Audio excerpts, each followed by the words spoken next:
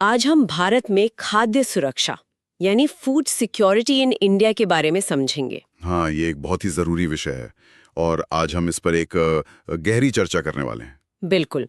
और क्या आप जानते हैं कि 1943 में बंगाल में 30 लाख लोग भुखमरी से मर गए थे। और इसकी वजह सिर्फ अनाज की कमी नहीं थी। यही तो सबसे हैरान करने वाली बात है। आज भी हमारे देश में एफसीआई के गोदाम अनाज से भरे हैं, फिर भी कई लोगों को भूखे पेट सोना पड़ता है। ऐसा क्यों है? चलिए आज इसी पहेली को सुलझाते हैं। तो शुरू करते हैं बिल्कुल बेसिक से।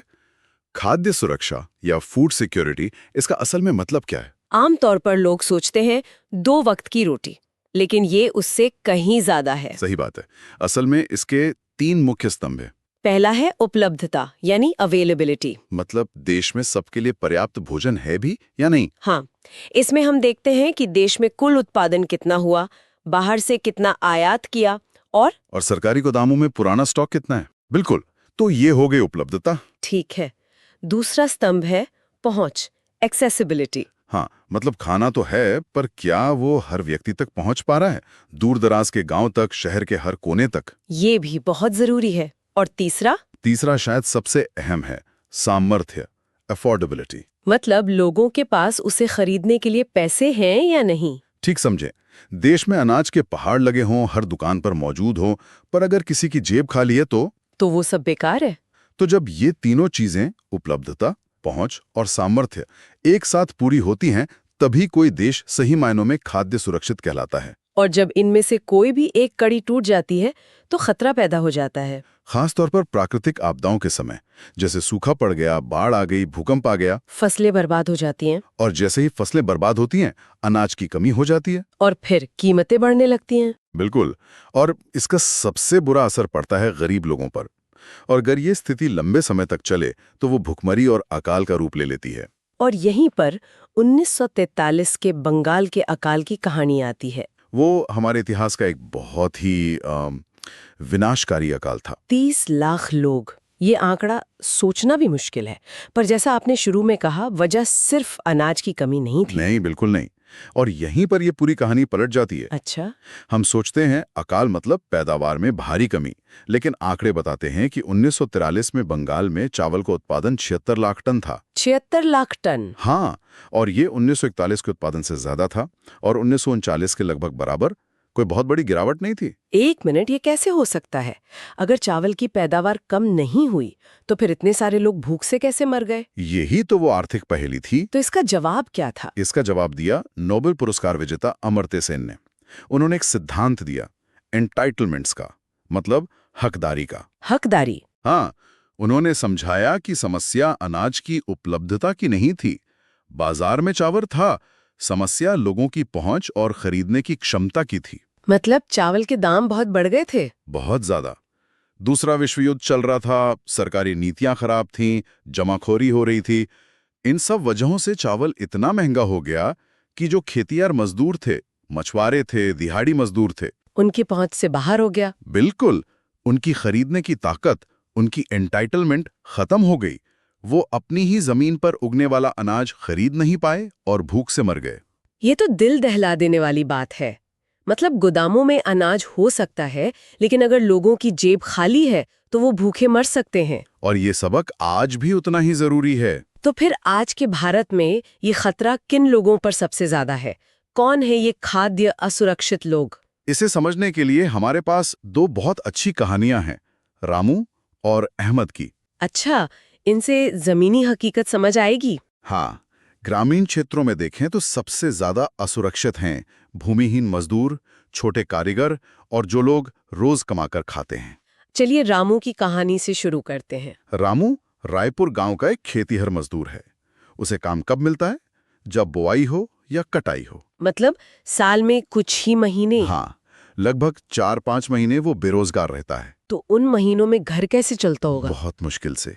कभी कभी तो बच्चों को भूखा भी सोना पड़ता है। रामू की कहानी हमें मौसमी भुखमरी यानी सीजनल हंगर के बारे में बताती। बिल्कुल, ये वो भुखमरी है जो काम के मौसम से जुड़ी है।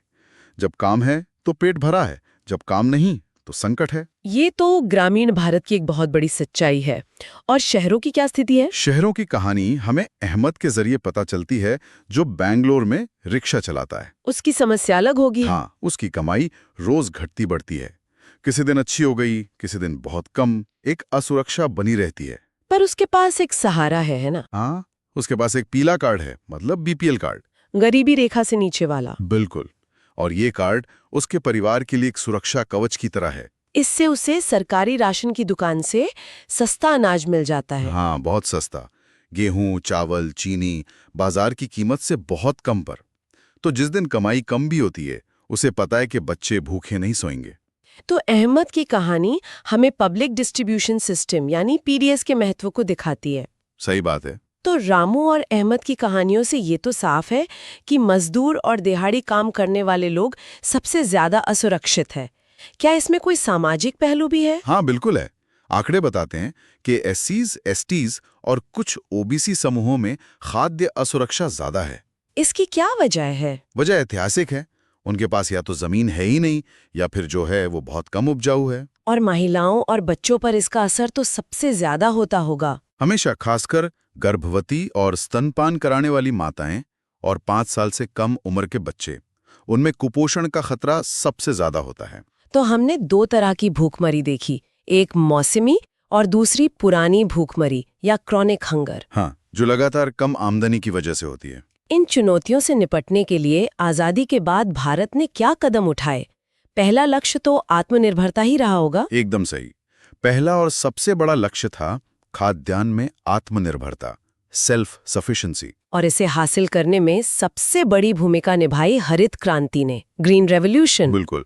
1960 के दशक में ये एक चमत्कार की तरह आई। उस समय भारत सूखे से बहुत जूझ रहा था। हाँ, और तब नई किस्म के बीज, खाद, सिंचाई के नए तरीकों ने खासकर गेहूं और चावल की पैदावार में, आप कह सकते हैं, एक विस्फोट कर दिया। इसकी सफलता कितनी बड़ी थी? अंदाजा इस बात से लगाइए कि 1968 में प्रधानमंत्री इंदिरा गांधी ने व्हीट रेवोल्यूशन के नाम से एक डाक टिकट जारी किया था। अच्छा। और आंकड़े देखें तो जहां 1960 के दशक में हम मुश्किल से 8 करोड़ टन अनाज उगाते थे, आज वो 30 करोड़ टन से भी ज्यादा है। ये तो बहुत बड़ी उपलब्धि है। बहुत बड़ी। तो आत्मनिर्भरता तो हमने हासिल कर ली, लेकिन जैसा हमने बंगाल के अकाल से सीखा, सिर्फ अनाज उगाना काफी नहीं है, उसे लोगों तक पहुंचाना भी जरूरी है। तो उसके लिए क्या सिस्टम बनाया गया? उसके लिए सरकार ने 2 बड़े स्तंभ खड़े किए। पहला, बफर स्टॉक। और दूसरा, सार्वजनिक वितरण प्रणाली यानी पीडीएस। बिल्कुल। बफर स्टॉक को आसान भाषा में समझाएं तो एक तरह का इमरजेंसी रिजर्व। हाँ, बिल्कुल वही। सरकार अपनी एजेंसी एफसीआई के जरिए किसानों से गेहूं और चावल खरीदती है। एमएसपी पर, न्यूनतम समर्थन मूल्य पर। हाँ, सरकार फसल बोने से पहले ही ये रेट तय कर देती है ताकि किसानों को एक गारंटी रहे। और फिर एफसीआई इस अनाज का क्या करती है? वो इसे बड़े बड़े गोदामों में जमा करती है। यही है बफर स्टॉक। इसका मकसद क्या है? मकसद ये है कि अगर किसी इलाके में अनाज की कमी हो जाए या कोई आपदा आ जाए, तो वहां इस स्टॉक से अनाज भेजा जा सके, और इसी स्टॉक से गरीबों को सस्ता अनाज दिया जाता है। और ये सस्ता अनाज पीडीएस के जरिए बांटा जाता है, राशन की दुकानों से। ठीक, पीडीएस ही नहीं, सरकारी राशन की दुकानों का एक बहुत बड़ा नेटवर्क है। देश भर में करीब 5.5 लाख दुकानें हैं। ये सिस्टम भी तो समय के साथ बदला है ना? हाँ, पहले ये सबके लिए था, फिर इसे गरीबों पर ज्यादा फोकस करने के लिए बदला गया। अलग अलग राशन फाड़ बनाए गए। Antyodaya, BPL, APL. बिल्कुल। अंत्योदय सबसे गरीब परिवारों के लिए। और फिर 2013 में आया राष्ट्रीय खाद्य सुरक्षा अधिनियम। वो एक बहुत बड़ा कदम था। उसने भोजन को एक कानूनी अधिकार बना दिया। मतलब अब ये सरकार की मेहरबानी नहीं, लोगों का हक है। हाँ, देश की लगभग 2/3 आबादी को बहुत ही सस्ती दरों पर अनाज पाने का कानूनी अधिकार मिल गया। सुनने में तो ये पूरा सिस्टम बहुत शानदार लगता है। लगता तो है, लेकिन जाहिर है कि इसमें कुछ समस्याएं हैं, क्योंकि अगर सब कुछ इतना अच्छा होता तो आज भी भुखमरी की खबरें क्यों आती? समस्याएं हैं और कई स्तर पर हैं। सबसे बड़ा विरोधाभास तो बफर स्टॉक में ही है। वो कैसे? हमारे एफसीआई के गोदाम अक्सर जरूरत से कहीं ज्यादा अनाज से भरे रहते हैं। अच्छा। ग्राफ दिखाते हैं कि जितना बफर का नॉर्म है, उससे कहीं ज्यादा अनाज गोदामों में पड़ा रहता है। वो सड़ता है, चूहे खाते हैं। और दूसरी तरफ लोग भूखे हैं। ये तो वही बंगाल वाली स्थिति हो गई। बिल्कुल। उपलब्धता है, पर वितरण में कहीं गड़बड़ी है। और इस अनाज को स्टोर करने का खर्चा भी तो बहुत आता होगा। बहुत ज्यादा।